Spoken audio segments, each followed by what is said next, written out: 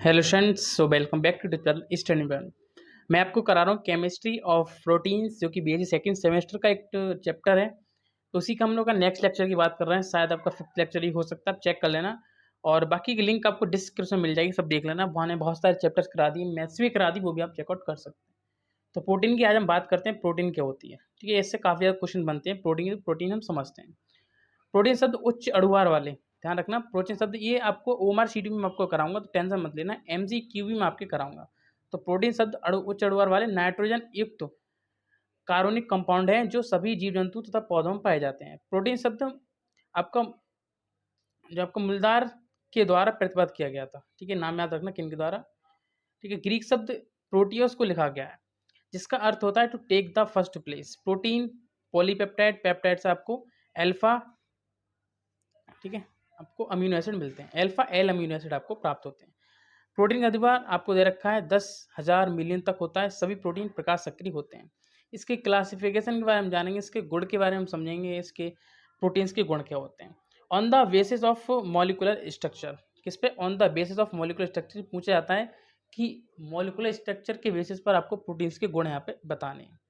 तो देखो, ये प्रोटीन्स लंबे धागे के समान संरचना बनाती हैं और ये दृढ़ तथा जल में अविलय होती हैं। ठीक है, परंतु प्रबल अम्लीय तथा क्षारीय विलयन में ये विलय होती है। ये देखो ध्यान से, आपका क्रेटिन हो गया, हेयर स्किन नेल्स के लिए होता है, ध्यान रखना। क्रेटिन आप जैसे बोलते हैं ना, वो आपका हेयर स्किन नेल्स के लिए यूज होता है। म्यूसिन आपका इन मसल्स में होता है और कोलेजन आपका इन बोन्स में होता है।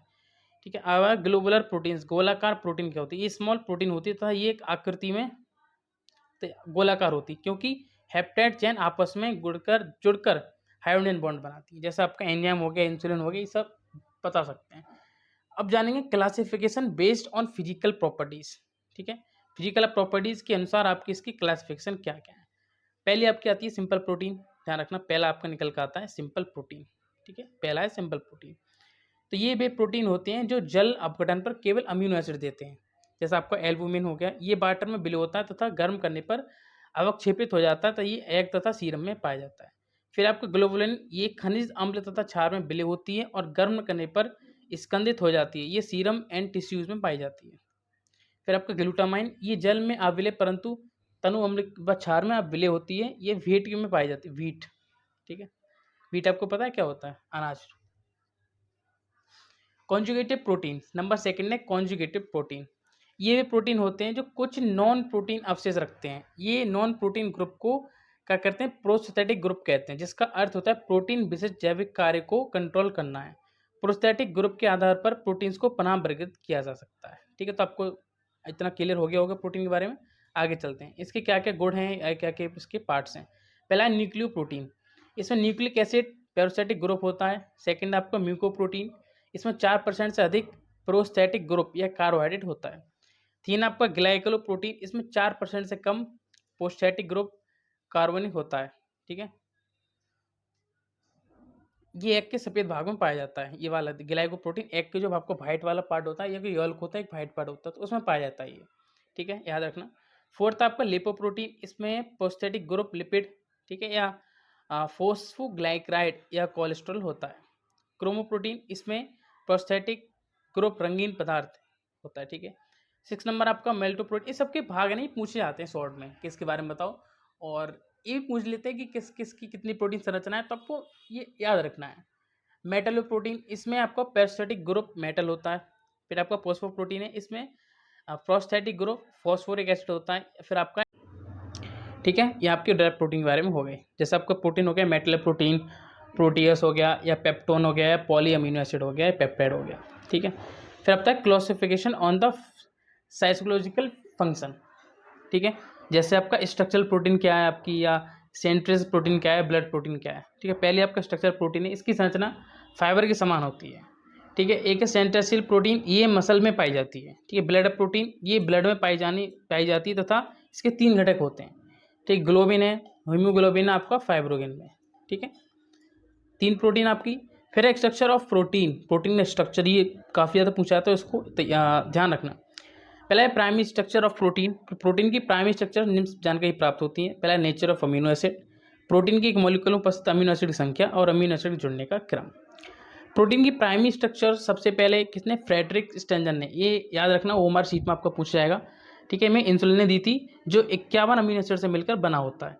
देखो यार, जो जिम करते हैं उनको पता होगा कि हमें प्रोटीन के साथ साथ कितनी जरूरी होती है अमीनो एसिड प्रोफाइल, तो वही हमारा अमीनो एसिड प्रोफाइल का इसमें यूज़ है, ठीक है। जैसा नॉर्मल हीमोग्लोबिन में 574 अमीनो एसिड के अवशेष होते हैं तथा एक भी अमीनो एसिड का क्रम बढ़ने पर, ठीक है, दोषपूर्ण हीमोग्लोबिन बनता है, जिसके कारण स्कल सेल एमिना रोग उत्पन्न हो जाता है।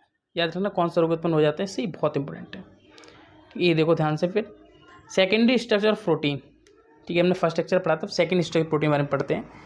प्रोटीन की सेकेंडरी स्ट्रक्चर के द्वारा प्रोटीन की ज्योमेट्री या शेप के बारे में ज्ञान होता है। प्रोटीन की सेकेंडरी स्ट्रक्चर को आप क्या बोलते हैं, पॉलिंग एंड कैरी ने ज्ञात किया गया तथा 3 प्रकार की संरचनाएं दी थी। पहली अल्फा हेलिक्स स्ट्रक्चर, तो अल्फा हेलिक्स के प्रत्येक घुमाव में 3.6 3 से 5 एमिनो एसिड होते हैं तथा 2 घुमावों के बीच की दूरी 5.4 एंगस्ट्रॉम होती है। दोनों घुमाव एक दूसरे से हाइड्रोजन बॉन्ड के द्वारा जुड़े होते हैं। इसमें पहले अमीनो एसिड का एमिनो में तो 4 अमीनो एसिड के कार्बोक्सिल ग्रुप से जुड़ा होता है, ठीक है। हेलिक्स का डायमीटर व्यास 10 एंगस्ट्रॉम होता है। बी ऑप्शन है आपका बीटा प्लेटेड शीट स्ट्रक्चर, तो लंबी पॉलीहेप्टाइड के पास जिगजैग के रूप में आकार आपका होता है, समानांतर रूप से चपटी चादर बना लेते हैं। फिर आपका कोलेजन हेलिक्स, ठीक है, इसमें 3 पॉलीपेप्टाइड चेन्स आपकी ट्विस्टिंग के द्वारा कोलेजन हेलिक्स बनाते हैं। प्रत्येक पेप्टिडाइन में 11 अमीनो एसिड से मिलकर बना है तथा ये हेलिक्स प्रोटीन को रिजिड स्ट्रक्चर प्रदान करती है। फिर आपका है टेक्सचर ऑफ प्रोटीन, तो इस संरचना प्रोटीन कॉइलिंग या फोल्डिंग एंड ट्विस्ट होकर 3D स्ट्रक्चर देती है और इसमें निम्न बॉन्ड पाए जाते हैं। तो कौन कौन से बॉन्ड पाए जाते हैं, पहला हमारा हाइड्रोजन बॉन्ड जो कि COOH और NH2 के बीच बनता है। फिर आपका डाइसल्फाइड बॉन्ड जो कि आपका सल्फर सल्फर ही प्रोटीन को रिजिड करता है। फिर आयोनिक बॉन्ड है, ये साइड चेन में पाए जाने वाले पॉजिटिव व नेगेटिव ग्रुप्स में जोड़ता है, ठीक है। फिर आपका आयोनिक बॉन्ड 4th नंबर है। फिर आपका क्वाड्रेनी स्ट्रक्चर, ठीक है। फिर हमने क्वाड्रेनी स्ट्रक्चर पढ़ना है किसका, प्रोटीन का, ये भी आपका इंपॉर्टेंट है, पूछा जाता है शॉर्ट क्वेश्चन में, ठीक है। तो जब प्रोटीन 2 से अधिक पॉलीपेप्टाइड चेन से मिलकर बना होता है तो पॉलीपेप्टाइड चेन्स परस्पर वीक किस्में फोर्सेज में जुड़े हो जाती हैं, जिसे प्रोटीन का क्वाड्रेनी स्ट्रक्चर कहते हैं। बड़े आकार की प्रोटीन जैसे गोलाकार प्रोटीन को ओलिगोमेरिक प्रोटीन कहते हैं। ये कई चेन्स के जुड़ने से बनती है जिसे प्रोटोमर या सब्स्टिट्यूएंट्स कहते हैं तथा ये डाइसल्फाइड बॉन्ड से जुड़ती है। याद रखना, एग्जाम्पल आप कह सकते हैं हीमोग्लोबिन हो गया 4 सब यूनिट से मिलकर बना होता है जिसमें 2 या 2 अल्फा चेन तथा शेष बीटा चेन कहते हैं। फिर आपका denaturation and renaturation, denaturation and renaturation, ठीक है, रीनेचुरेशन बोल सकते हैं। जब प्रोटीन सॉल्यूशन को गर्म करते हैं या किसी अम्ल व क्षार जैसे अभिक्रमक के साथ क्रिया करते हैं तो आपको एसीटोन या अल्कोहल, तो प्रोटीन की पॉलीपेप्टाइड चेन के बीच लगने में बॉन्ड टूट जाते हैं तथा प्रोटीन अवक्षेपित या स्कंदित हो जाती है, ठीक है। फिर देखो इसका हम करेंगे एंजाइम की बात, ठीक है। तो आज हम प्रोटीन को एंड कर लेंगे हम।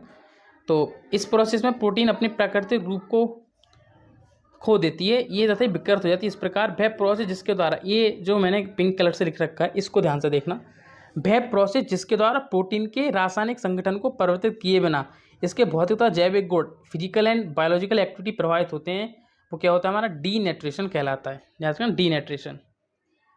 डीनेचुरेशन प्रोसेस में प्रोटीन की प्राइमरी स्ट्रक्चर परिवर्तित नहीं होती है परंतु सेकेंडरी एंड टर्शियरी स्ट्रक्चर परिवर्तित हो जाती हैं।